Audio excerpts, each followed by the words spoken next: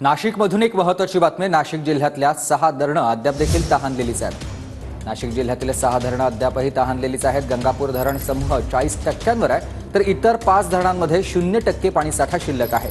6 धरण क्षेत्रामध्ये अद्याप पावसाची प्रतीक्षा कायम आहे आणि या सगळ्याचा आढावा घेतलाय माझ्या सहकार्यानं। मी सध्या नाशिकच्या गंगापूर धरण परिसरात आहे आणि गंगापूर धरणामधलं सध्याचं दृश्य हे निश्चितपणे नाशिककरांसाठी दिलासादायक असं म्हणावं लागेल। नाशिकमध्ये मुसळधार पाऊस अजिबात नाहीये, मात्र जी काही पावसाची संततधार सुरू आहे त्यामुळे जिल्ह्यातल्या धरणांमधला पाणीसाठा जो आहे तो सातत्यानं वाढतो आहे। गंगापूर धरणात सद्यस्थितीला 50%पेक्षा जास्त पाणी जे आहे ते या ठिकाणी उपलब्ध आहे।